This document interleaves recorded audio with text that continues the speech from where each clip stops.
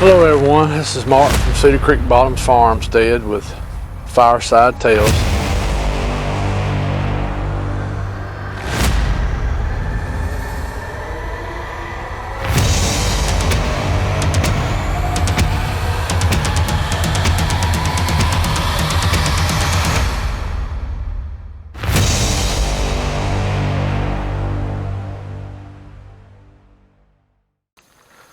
More from Creepy Mountain. Hope everyone's having a good day. It's been a pretty nice week here in Alabama. We've had a good bit of rain that we've needed. Temperatures have dropped. You know, about the past 3 weeks, it's just hot. I mean, just steaming hot. Got dry. Then it would have big rains, you know, floods with it. But this last few days has been real nice. Crops are starting to really start making. We've been gathering beans and tomatoes, squash, been putting up some of it. Peas, corn, some of my corn fixing to come in, some of my peas. So next week I'll be pretty busy with some of those items. I know this is coming up on the 4th of July. I hope everyone has a good 4th and a safe 4th. And really remember what the 4th is really about. It's about when our country got tired of being under pretty much a dictatorship in a sort of way, and became our own country, become sovereign states. We still are sovereign states. Don't let people fool you on that. Anyway, we're going to get on Creepy Mountain. Like I said before, and the last one was talking about we was fixing to get in the hunting season, deer season. We done got into a little coon hunting season. Typically in Alabama, gun deer season comes in the Saturday, usually before Thanksgiving. It's been that way for years and years and years. Hasn't changed much. Of course, at the time then, we in the club we were running deer dogs, and if any of you don't really know about deer dog hunting, we done it organized way. It wasn't just pull up somewhere, throw out, and let them run all over other people's property. It's where we're on our property. We put our standards out in a safe manner. We surround the area and let several packs of dogs out, get the deer up moving, and that hopefully gives somebody a chance to harvest the deer. Then we will gather our dogs up and go to another portion of the club and run that portion. So it was organized, done safely. I know deer dog hunting gets a lot of negativity these days, and this video is not about that, but I just when I tell about stuff, I want people to understand kind of what's going on too, because I can just say, hey, a Bigfoot walked out on top of this hill, and I don't really tell a whole lot. I want to give you a little background, what's going on and what's happening at the time. So like I said, we stand off an area. Your hunters will be safely put out in distances where nobody can be shooting at each other. Of course, everybody has their hunter orange on. We keep up with each other. The dog handlers usually walk the dogs in. All people on stands know this. Never really had an issue. Always had a good, safe hunts up there, and people enjoyed themselves. The good thing about dog hunting was the camaraderie. You really get to know all your hunting club members a lot better. Like now in our hunting club, there's some people I don't even know them from Adam's house cat. I don't know them. I mean, I know their name, speak to them here and there, but really don't know them as a person. So miss some of that. So, but this one is, of course, in the fall of 2007, and that morning we decided to run the east side of the club, what we call the Merkle Mountain side. It's real hilly, A lot of rock bluffs. Got several springs coming out and some real deep hollers. We decided to stand off a section that morning. Part of it being pretty new cutover at the time, about waist high cutover, with a old stand of what we call Virginia pines here. I know there's other names here. We call them Virginia pines. It's a short leaf pine tree that usually grows on top of mountains. I've seen a lot of them when we'd go up to, and I got a wasp wanting to visit us. Anyway, sorry about that. But an old growth of them. The paper mill was doing some kind of experiment, which there was already some up there. You get on one of them high ridges, they usually there. Seen a lot of them up in the Smoky Mountains, North Georgia. And usually the Alabama mountains have them on tip top. It's just a different type pine. So there's old growth, probably a couple 100 acres of them. Well, that morning we went and put out, and this was our first deer drive that morning. I want to say this was in December. Hunting season done been in a few weeks. We went over there on that. I don't think we'd even run that part of the club yet. You have to remember back then our club was about 10,000 acres, so we would never run the whole place in a Saturday. I mean, there's no way. We'd run one or two runs usually done by dinner. Then the rest of the evening people could stalk hunt or, you know, whatever they wanted to. So but that morning we went over there. I do remember it was kind of cloudy that morning. I remember the morning well. It was kind of cloudy, cool. It wasn't real cold. It was just cool. I think it went down in the 40s that night. I think it was going to get up to about 60. I think rain was going to move in later on in the day, if I remember correctly. And I think it did rain later on in the afternoon.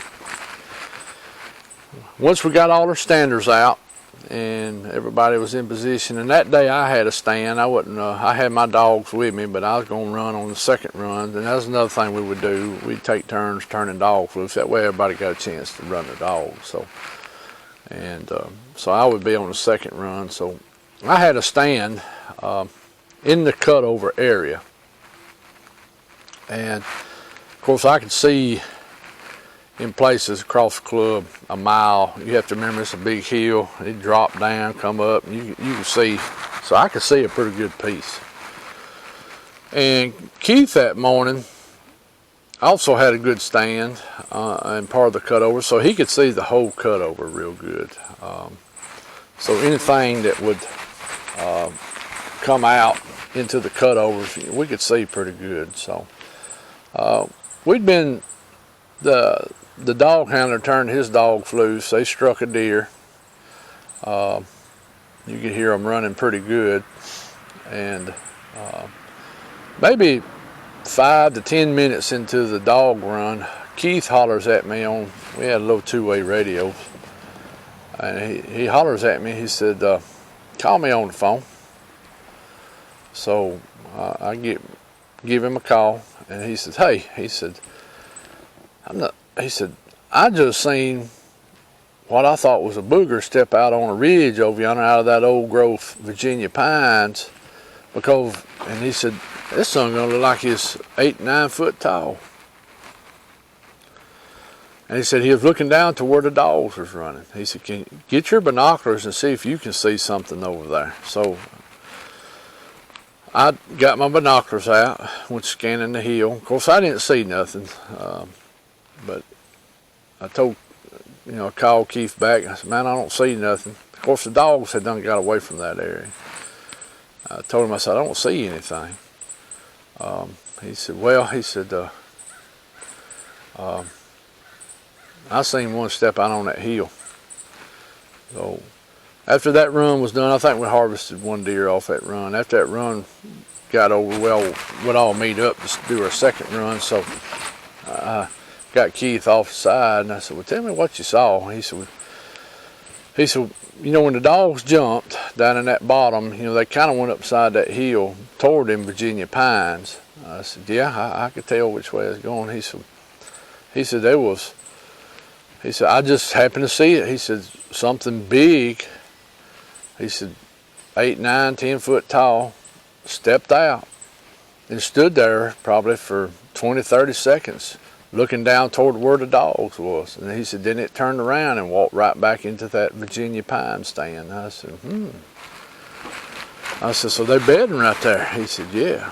I said, okay. I said, well, we're going to have to go in there and check that out.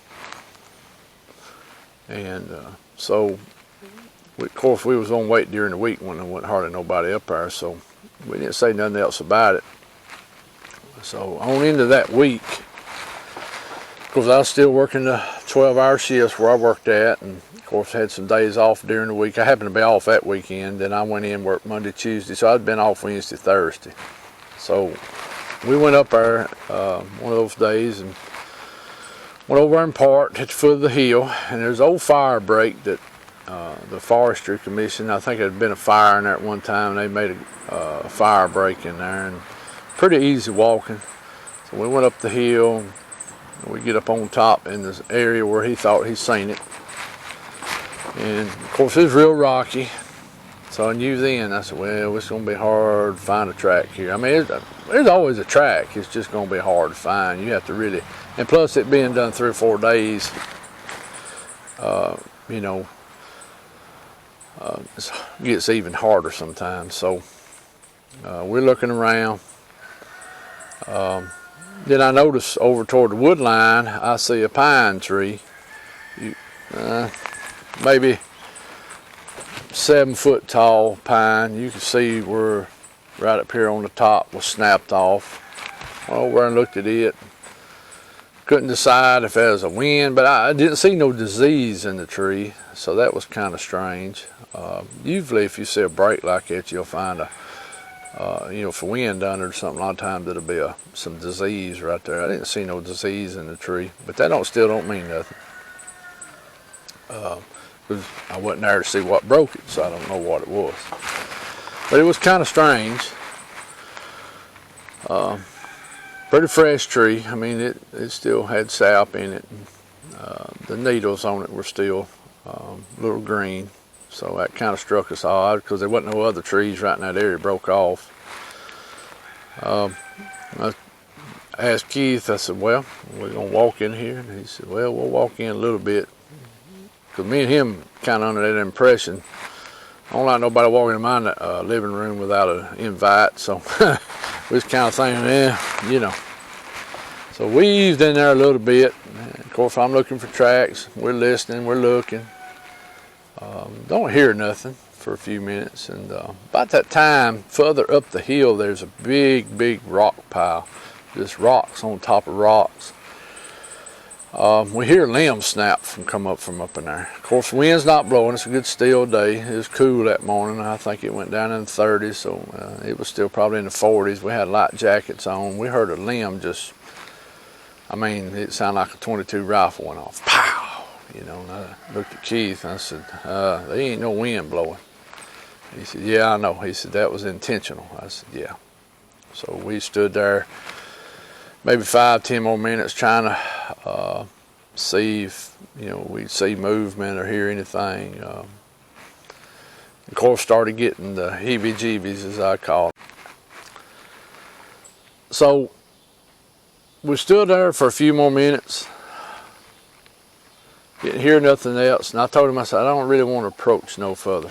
He said, no, I don't either, because there's a lot of rocks up there, a lot of good softball, soccer side, football. I said, I don't want to get stuff chunked at me, especially that size, because them type break bone key, you know, well, any rock key, you know, one size of pebble hit you right in key, but, you know, I knew then we didn't want to, you know, fool with that, so. Anyway, we kind of eased on out of there, started paying attention to that area a little more. I went back over there hunting some during the year, but never did really hear nothing else. Later in the year, we went walking up in there some more. Didn't really never find no sign. I got a sneaky feeling once we came in there, we knew they was there, and they moved out from there.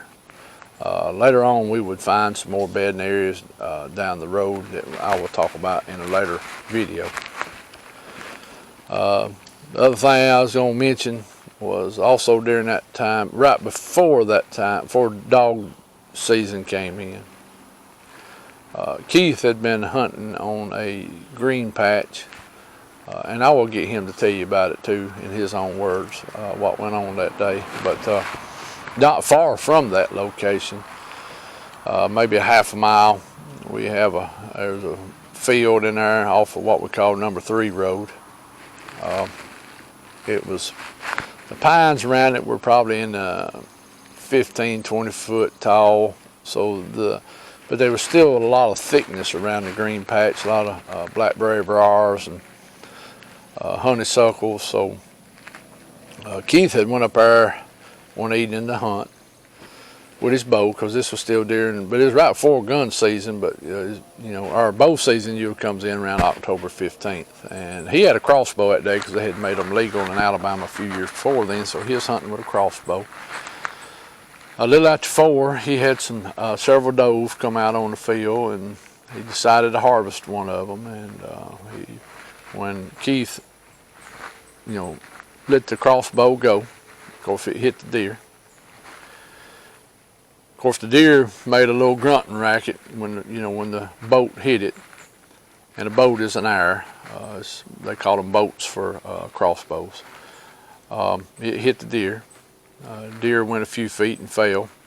Well, about that time, Keith had growling and some screaming start happening around him. Just unnerved him. He said you could tell there was 3 or 4 of them, and he said the sound was it scared him half to death. He didn't know what to do for a minute. He come on out of the little shooting house, looking around, and of course his deer's right out there. He don't know what to do. Of course, he's just with a crossbow, and like I said, he got growled at and screamed at. So back up to the truck, it's about a couple hundred yards, and he decides he does have a shotgun in the truck, and he decides he might want to go get that gun. He don't want to leave the deer, but he said, he don't want to take a chance, because at the time we still don't know how these boogers are acting with us. So of course he takes off up the road real quick, jumps in his truck, gets his shotgun, and he comes back down the field. Of course the deer's still laying there, which he's probably real lucky on that one. It probably a few more minutes, if dark came, they'd probably snatched that deer. He gets down there and he said he loads up the deer real quick in his truck. He's still listening around, but he don't hear nothing. He said it's quiet. He said just quiet.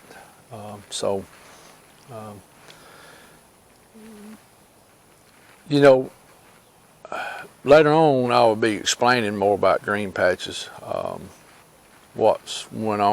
some things we did figure out down the road about what was going on with green patches. I'll go ahead and say now that is a very good place for boogers to ambush deer.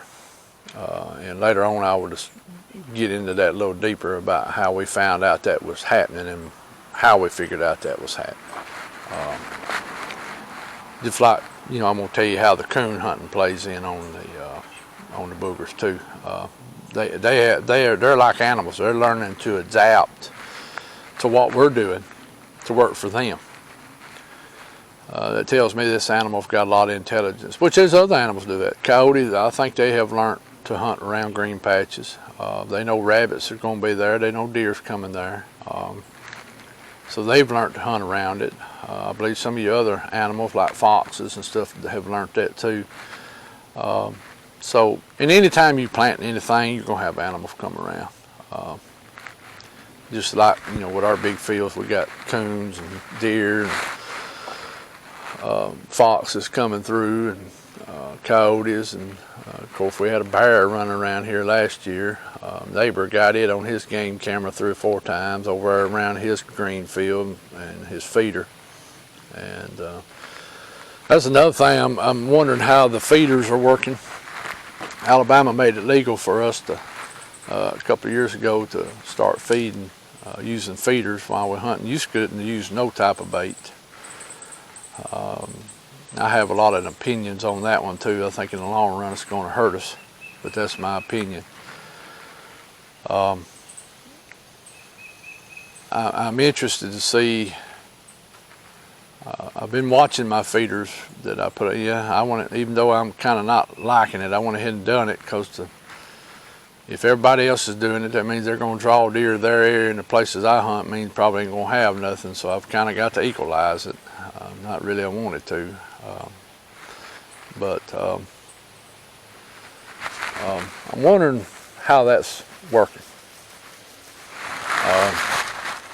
Like I told you, I did get some pictures back in January. I hadn't let too many people look at them. Just because one reason, I just don't feel like hearing all the different excuses.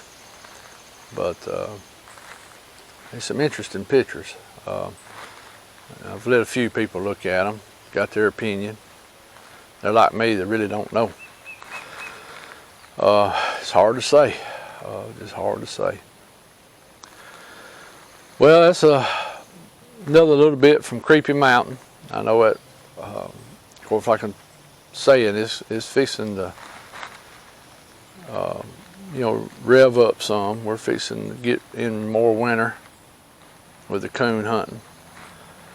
Then, of course, getting in 2008, we'll start, having a lot more happen. That's when we start baiting, which we baited in the summer. So that's a little ways off, maybe a video or two. Of course, we had the outing on the hunting club in 2008, and of course we had the T-Rex I'm going to tell you about, which will be on up in January, I think, which may be on the next video. I'm trying to go back and remember. And go back, looking at stuff. Keith told me Marcia may have some notes from that time, which that would help me tremendously. I can go back and look at some of her notes. Me and Keith talked regular. And of course, I'm going to get her on here to tell about what she saw. And of course, Keith got some more stuff to tell too. So, and hopefully pretty soon catch up with Adam. And, get Jonathan on here, Pat, and everybody. So, well, I hope everybody has a good 4th. I want to thank all my subscribers that's giving me feedback and likes, and everybody for their comments. I really appreciate it. I really appreciate everybody. So, give us a subscribe, a like, hit that notification bell, comment, share. Like I always tell you, I love feedback. Anyway, this is Mark from Cedar Creek Bottoms Farmstead, Fireside Tales. We'll have some videos coming up more about homesteading. Rebecca's been a little bit under the weather, so y'all bear with us. I know this is probably going to run a day late too. A lot going on, so bear with us. Until next time, I'll let y'all go and y'all have a good day. Bye-bye.